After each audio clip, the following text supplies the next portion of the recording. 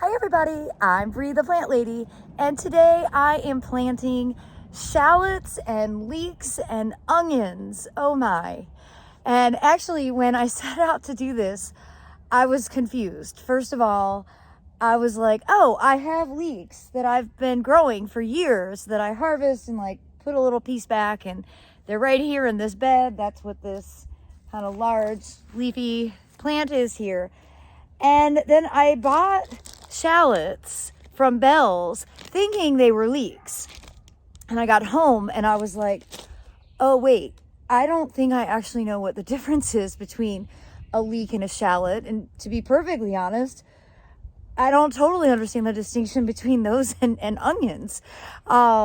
It seems like they're all kind of the same. They're all in the allium family. And then to make things even more interesting, I realized that I had a seed pack of bunching onions, long white bunching onions, which is actually a different allium species. So hang on, I have to get my cheat sheet. I wrote down all the botanical names so that we can all learn together the distinctions between leeks, shallots, like grocery store white onions, and then bunching onions. Leeks, this plant that I have behind me that you can make delicious creamy leek soup from, which I no longer make because I can't have cream. But that is Allium ampeloprasum. Ampeloprasum. And this has been fully perennial for me. I planted these in 2020, and I've basically always had some of the original plants growing here on this kind of north side of the south-facing fence. It gets a fair amount of shade in the winter, but a good amount of sun in the summer. I'm planning to put some of the shallots that I bought in this bed as well, because you can see I've got a lot of open space. So what are shallots botanically? Well, this is where it gets really tricky. Shallots are Allium cepa gr aggregatum. And I don't know what the GR stands for. I couldn't find an explanation. But then I looked up white onions, like the kind of onions that you buy at the grocery store. Sweet white onions. And their botanical name is just Allium cepa, which is almost the same as a shallot. However, the bulbs look different. So let me turn the camera around and show you the difference in what their bulbing structures look like. Okay, so here, these pinkish plants or pinkish bulbs, these are the shallots. And in contrast, obviously, the white bulbs are the white sweet onions. So color-wise, it's pretty obvious, but shape-wise, the bulbs are the same. And then planting-wise is exactly the same. You don't really want to plant them very deep. You're really looking at like just kind of breaking the surface, getting them planted, where their tips are actually above ground. And my plan is to mix shallots and onions into this bed with the leeks that are already growing. And then I'm going to go ahead and do some of both the shallots and the onions and this bunching onion, Allium fistulosum, which I have from seed. I'm going to go ahead and do some of these in pots.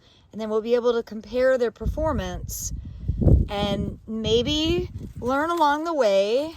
I guess maybe the main thing is their end flavor is different.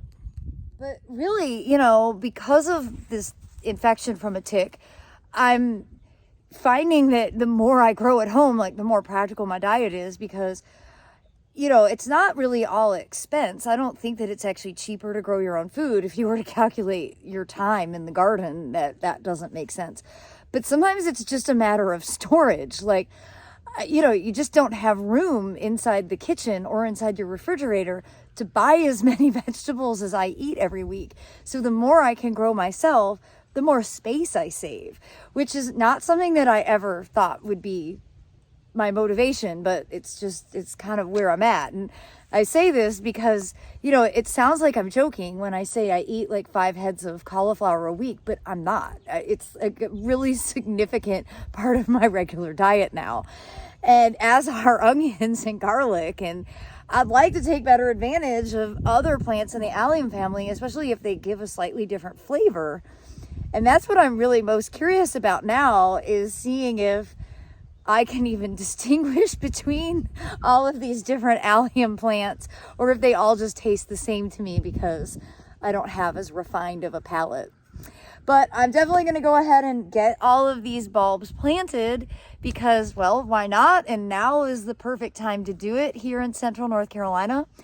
And, well, I think it'll be a fun experiment when I do harvest all of these. First of all, just to see how they perform. And then to bring them in the kitchen and be able to make some new recipes with them. So you can see I've gone ahead and labeled the shallots that are in this pot. Allium cepa GR aggregatum, and then the sweet white onions, which are Allium cepa. For the record, garlic, which is planted right here, is Allium sativum. And I keep referring to the allium family, but they're actually in the Amaryllidaceae family. And I find that family to be really confusing, even though it is a bulb family.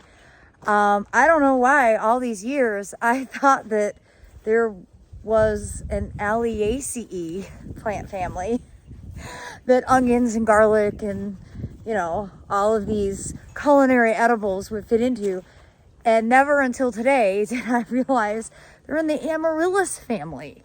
So maybe that's partly where the nomenclature just seems bonkers from the very beginning. Nevertheless, I think that growing your own alliums in whatever context, whether they're edible or ornamental, it's always a good idea. You know I love allium because, of course, I've got these beds filled with Allium schubertii, which are absolutely gorgeous flower in the spring. And I'm just now starting to take into account how many different alliums I actually grow on a regular basis for use in my kitchen. So I do hope this video will inspire you, if nothing else, to do some Google searching to get to the bottom of what the differences are between all of these different plants. Well, everybody, thanks so much for watching, and happy gardening.